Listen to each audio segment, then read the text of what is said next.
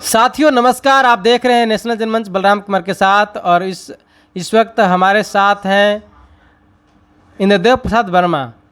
एक सवाल है, बड़ा ही देश में रन कर रहा है। जब से चंद्रयान 3 का लैंडिंग हुआ, और लैंडिंग होने के बाद पूरे देश दुनिया में, खास करके भारत के लोगों में जिस तरह से उमंग उत्साह फैला और लोगों ने जश्न मनाया, उसी के बीच में एक विवाद सामने खड़ा हो गया है। और वह विवाद इसलिए है कि सोशल मीडिया में एक खबर बहुत तेज़ी से वायरल हो रहा है, और वह खबर एस स्वामीनाथन, जो इसरो के प्रमुख हैं, उनके बयान को लेकर के है। अब विवाद यह है कि स्वामीनाथन ने बयान दिया है, और बयान में उस जो सोशल मीडिया की खबर है, उस खबर में यह बयान है कि वेद से आया है विज्ञान। अब इस बात में कितना सच्चाई है, हम इस पर बात करेंगे। हमारे साथ इंद्रदेव प्रसाद वर्मा जी हैं, हम बात करेंगे। सर, सबसे पहले नेशनल जनमंच में आपका स्वागत है। मैं आपका भी इसमें बहुत बहुत स्वागत, और नेशनल जनमंच को भी। सर, अभी चंद्रयान की जिस तरह से चंद्रमा पर लैंडिंग हुआ, तो भारत चौथा देश बन गया पूरे दुनिया में चंद्रमा पर चंद्रयान लैंडिंग कराने वाला। और इसको लेकर के पूरे भारत के लोगों में उमंग और उत्साह की लहर है। उसी बीच में एक खबर आया कि वेद से विज्ञान आया है। इस खबर में, इस बात में कितनी सच्चाई है? पहले तो मैं इन भारतीय वैज्ञानिकों को धन्यवाद देना चाहूँगा। और रही बात विज्ञान और वेद की, तो वेदों से विज्ञान का आना, यह बात से मैं सहमत नहीं हूँ, क्योंकि सर्वप्रथम सोवियत संघ द्वारा वहाँ चंद्रमा पर चंद्रयान भेजा गया था और सफलतापूर्वक वहाँ लैंड किया था। इसके बाद इस श्रेणी में अमेरिका, चीन और चौथा नंबर पर भारत का नंबर आया है। लेकिन यह बात सत्य होता, वेदों में अगर विज्ञान वेदों से उत्पन्न हुआ होता, तो निश्चित रूप से भारत को सर्वप्रथम चंद्रमा पर उतर जाना चाहिए था। सर, साथ में एक और सवाल है ना, कि उसमें ये भी खबर चल रहा है कि अलजेब्रा से लेकर यूनिवर्स तक यूरोप ने जो है इस ज्ञान को चुराया है, यूरोप के लोगों ने।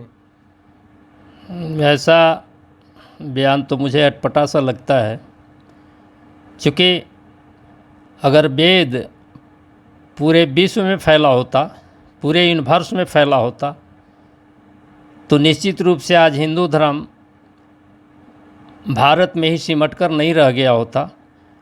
हिंदू धर्म के अलावे और जो धर्म हैं, उनका विस्तार, सबसे ज़्यादा विस्तार बौद्ध धर्म का हुआ है, जो लगभग 56 से 60 देश में फैला हुआ है।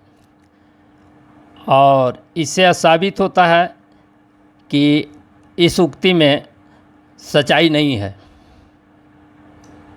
तो क्या कहेंगे, मतलब जो है इतने बड़े इसरो प्रमुख माने हैं, और पूरे देश दुनिया में उनका नाम है विज्ञान के क्षेत्र में, उन्होंने ऐसी बात कह दी।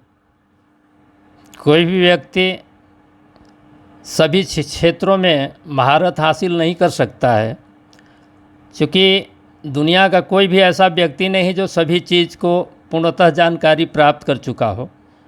और रही बात वेदों की, तो वेदों के बारे में उनको कितना समझ है, मैं पूर्णतः परिचित नहीं हूँ।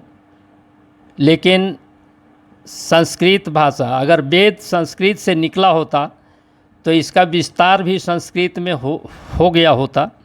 लेकिन सबसे ज़्यादा इसका विस्तार अंग्रेजी भाषा में हुआ है। इससे साबित होता है कि इसका वेद में कोई विज्ञान नहीं है। यह मैं इसको भ्रांति के रूप में मानता हूँ। तो ये जो वैज्ञानिक जो टेम्परामेंट है लोगों में जिस तरह से विकसित होना चाहिए था, आज लोग भ्रम में हैं कि चूँकि इतने बड़ा वैज्ञानिक हैं, इन्होंने भी इस तरह का बात कहा। पूरा जो इस पर विवाद भी है, काफ़ी लोगों का इस पर कमेंट भी आ रहा था। तो क्या कहना चाहेंगे इस तरह का जो बातों से लोग जो दिग्भ्रमित हुए हैं उन लोग के लिए क्या कहना चाहेंगे? नहीं, दिग्भ्रमित होने का सवाल नहीं होना चाहिए। विषय अध्ययन का है, और अगर अध्ययन या वेद में अगर विज्ञान होता तो जो हमारे यूनिवर्सिटी हैं, ये तमाम उच्च क्लास के जो डिग्री देने वाले या इस संस्थान है, विद्यालय हैं, उन तमाम उच्च स्तरीय शिक्षण संस्थानों में भी वेद अनिवार्य रूप से लागू कर दिया गया होता, जबकि ऐसा नहीं है। इससे साबित होता है कि इसे बढ़ा चढ़ा कर और खास विशेष वर्ग के हित के लिए इसको बयान दिलवाया जा रहा है। इस तरह से जो बात है, तो क्या मतलब आपके हिसाब से वो प्रेशर में बोल रहे हैं, किसी का दबाव है? जो जैसा कि आपने कहा कि हो सकता है जी, हो सकता है, क्योंकि कभी कभी आदमी को दबाव भी किसी चीज़ को बोलने पर मजबूर कर देता है, ऐसा संभव है। विज्ञान तो किसी दबाव को नहीं मानता है सर। विज्ञान नहीं मानता है, लेकिन बहुत ऐसे चीज़ हैं जो वेदों में हैं और बिल्कुल हास्यास्पद हैं। जैसे एक ऋग्वेद का चौपाई है, ब्राह्मणों मुखमासित बाहु राजन कृत उरुतदस यद वैश्य पद्माभ्याम शूद्रो अजायते। इसका अर्थ है कि ब्राह्मण के मुंह से, ब्रह्मा के मुंह से ब्राह्मण, और बाहों से क्षत्रिय, कमर से वैश्य और पाँव से शूद्र की उत्पत्ति हुई है, जो बिल्कुल भ्रामक है। हमारे साथ रामचंद्र जी हैं और हम इनसे बात करेंगे। अभी जिस तरह से सबसे पहले तो नेशनल जनमंच में आपका स्वागत है। इसके लिए आपका धन्यवाद। तो जिस तरह से सर बताइए कि जिस तरह से अभी एक सोशल मीडिया पे एक खबर चल रही है कि एस स्वामीनाथ जो इसरो प्रमुख हैं, उन्होंने बयान दिया है कि वेद से विज्ञान आया है। बड़ा ये हास्यास्पद जैसा लग रहा है और लोग इस पर काफ़ी कमेंट भी कर रहे हैं, इस पर सवाल भी खड़ा कर रहे हैं। आप क्या मतलब इस पे बोलेंगे, आपका क्या विचार है? सबसे पहले मैं ये बात कहूँगा कि विज्ञान और वैज्ञानिक ये दोनों किसी एक धर्म के व्यक्ति नहीं होते हैं। विज्ञान और वैज्ञानिक पूरे धरती पर मानव समाज के लिए कल्याण का काम करते हैं और किसी एक के पक्ष में काम नहीं करते हैं। जहाँ तक वेदों की बात है तो वेद किसी एक धर्म का उसका धार्मिक किताब है और मानव जो है से अनगिनत धर्मों में बटा हुआ है। दूसरे धर्म के लोग उसको नहीं पढ़ सकते हैं। तो यहाँ तक कि भारत में भी जो बहुत से समाज हैं जिन लोगों को वेदों को पढ़ने से मनाही थी, तो इसलिए ये ऐसा तो उम्मीद नहीं किया जा सकता है।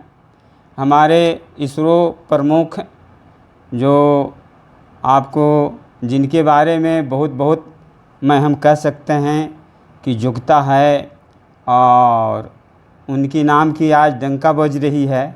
विद्वता तो है उनके पास, योग्यता तो है, इसका मैं काफ़ी बधाई देता हूँ। लेकिन ऐसी बातें उन्होंने जो कही है इसका मुझे उम्मीद नहीं थी, चूँकि वेदों के निर्माण से भी पहले महामना बुद्ध ने पदार्थवाद का सिद्धांत दिया और बुद्ध के सिद्धांत पर जो है से पूरी दुनिया में तहलका मच गया। वो विश्वगुरु कहलाए और पूरी दुनिया उनका अनुसरण किया। और यहाँ तक कि जब विज्ञान डेवलप किया, जब पदार्थ को गतिमान और पदार्थवाद सिद्धांत पर जब पूरी दुनिया अमल किया तो भारत से पहले 3 देश अपना चंद्रयान भेजने में सफल हुआ। भारत तो चौथा देश हुआ। इससे पहले 3 देश गया और उन लोगों ने वेदों को नहीं पढ़ा, वेदों से ज्ञान नहीं लिया। तो इसलिए मैंने ये भी लिखा हुआ है कि उन लोग वेद का ज्ञान चुराया है। अगर वेद का ज्ञान चुराया है, ये बात है, ऐसा ये हो सकता है। नहीं, ऐसा तो मुझे उम्मीद नहीं है कि वेद चुराया है। लेकिन अगर कल्पना की जा सकती है कि वेद चुराया भी होगा, तो वेदों का भाषा संस्कृत था और संस्कृत सारे जगहों पर नहीं चलता है, सारे लोग नहीं पढ़ते हैं, तो इसलिए यह संभव नहीं है। और क्या वेदों के पहले भी तो विज्ञान था। हड़प्पा मोहनजोदड़ो जो है, भारत का जो सिंधु घाटी सभ्यता का जो उत्खनन होता है, तो उससे मानव समाज जब विकास किया है तो विज्ञान की बात उसमें भी आता है। और जो वेद जो है वो तो बाद में बना है। तो चूँकि जो लोग अगर विज्ञान के क्षेत्र में जिन्हें महारत हासिल है, तो पदार्थवाद के अलावे इतिहास के बारे में भी जानकारी अगर होती, भूगोल के बारे में जानकारी होती कि मानव सभ्यता इस पृथ्वी पर कब बसी, मानव सभ्यता और वेद कब बना, तो इन सब बातों का मन स्पष्ट अगर किन्हीं के पास ज्ञान होगा तभी सटीक उत्तर दिया जा सकता है। तो मानव सभ्यता तो चरवाहा पशुपालन से लेकर कृषि युग से लेकर के जब पूरी दुनिया में मानव सभ्यता का निर्माण हो रहा था, तो भारत में भी हड़प्पा मोहनजोदड़ो में सिंधु घाटी सभ्यता का निर्माण हुआ। तो सिंधु घाटी सभ्यता तो सबसे प्राचीन सभ्यता है। उसके पहले तो वेद नहीं था। तो सिंधु घाटी की सभ्यता में भी विज्ञान है। वहाँ भी नहरें, पक्कीकरण और बहुत सी चीज़, उसमें आपका फसल काटने का, खेत जोतने का बहुत से औजारों के तो उसमें चर्चा आई है। तो इसलिए अच्छा, और बुद्ध के पहले भी 500 साल और पहले महर्षि चरवाक ने पदार्थवाद का सिद्धांत दिया था। महर्षि चरवाक से भी पहले भी, बुद्ध से भी पहले 27 बुद्ध और पैदा हुए हैं। तो इसलिए विज्ञान और पदार्थवाद का जो है से चर्चा बहुत पहले से है और वेदों की चर्चा बहुत पीछे से है। तो इसलिए हमें कहना है कि विज्ञान आगे है। और यह बात हमारे महान वैज्ञानिक इसरो चीफ एस सोमनाथ जी ने यह जो बात कहा, तो ये मुझे समझ से बाहर बातें हो रही है इसमें। हाँ, ये चाहे तो किसी के दबाव में कहे होंगे या जो समझ के वो कहें, ये बात है। क्या आपको लगता है कि मतलब ये बातें दबाव में आकर के बोले हैं? देखिए, जिसकी सत्ता होती है उस देश के सारे चीज़, सारे संसाधन, सारे जन मन सब उनके अधीन होते हैं। चूँकि आप देख ही रहे हैं कि इस देश में संविधान को जलाया जा रहा है। सर, यहाँ लोकतंत्र है भारत में। देखिए, भारत में लोकतंत्र है तो लोकतंत्र संविधान से चलता है और संविधान को जलाया जा रहा है और उस पर जो है से प्रधानमंत्री का कोई स्टेटमेंट नहीं आ रहा है। आप देख रहे हैं कि कोरोना काल में बहुत से माने आदमी, बच्चे दवा के अभाव में, ऑक्सीजन के अभाव में मर गए। लेकिन दवा और ऑक्सीजन न व्यवस्था करके, यहाँ मेडिकल सिस्टम को न डेवलप करा करके, और आप जो है से देख रहे हैं कि से राम मंदिर बनाया जा रहा है, जबकि राम मंदिर से आस्था सिर्फ़ और सिर्फ हिंदू समाज का है। और भारत में तो हिंदू, मुस्लिम, सिख, ईसाई, जैन, बौद्ध माने नाना प्रकार के विचारधारा के लोग हैं। तो सभी लोगों को विचारधारा से संबंधित तो पहले मेडिकल साइंस को डेवलप कराने की ज़रूरत था। तो यहाँ देखना कि राम मंदिर बन रहा। तो इसलिए कुछ भी हो सकता है जो सत्ता आपके कुर्सी पर बैठे हुए हैं। और एक बात और हम कह रहे हैं कि यह जो इसरो की स्थापना जो है से माननीय प्रधानमंत्री नरेंद्र मोदी जी के ज़माने में नहीं हुआ है। इसरो की स्थापना तो बहुत पहले हुई है और चंद्रयान तो 1 जो है से बहुत पहले गया। चंद्रयान 1 बहुत पहले गया। वो जो है से पिछले जो गत प्रधानमंत्री मनमोहन सिंह के ज़माने से इसरो काम कर रहा है और आज के तारीख में यह जो सफलता मिली, यह सफलता भारतीय वैज्ञानिकों की सफलता है। भारतीय वैज्ञानिकों का ज्ञान विवेक का ये सफलता है, न कि ये माननीय प्रधानमंत्री जी की सफलता है। और माननीय प्रधानमंत्री जी ने जब चंद्रयान जैसे ही लैंड किया चंद्रमा पर, तो माननीय प्रधानमंत्री जी ने अपनी पहचान बनाने के लिए, अपनी फ़ोटो पूरी दुनिया में दिखाने के लिए वो चंद्रयान मिशन के सामने आ गए, टीवी पर आ गए। और जब मनमोहन सिंह के ज़माने में चंद्रयान जब 1 गया था, भले उस समय मान ली चंद्रयान 1 उतनी सफलता नहीं हासिल कर पाई, तो क्या वो मिशन नहीं था? वह कम बात था। पहले बार चंद्रयान 1 को भेजना क्या कम मामूली बात था? तो उस समय वो माननीय प्रधानमंत्री मनमोहन जी तो अपना फ़ोटो खिंचवाने नहीं आए थे, लोगों को दिखाने ये नहीं आए थे कि हमारी सफलता है। यह सफलता तो हमारे देश की वैज्ञानिकों की है। यही कहना है मुझको। तो चलिए, आप क्या सोचते हैं? हमारी जो बातचीत हुई कैसा लगा? आप अपने कमेंट बॉक्स में कमेंट करके ज़रूर बताने का काम करेंगे। और तमाम दर्शकों को नेशनल जनमंच देखने के लिए धन्यवाद, शुक्रिया। साथियों, नेशनल जनमंच को सब्सक्राइब करें, साथ ही बेल आइकन की घंटी को बजाएं।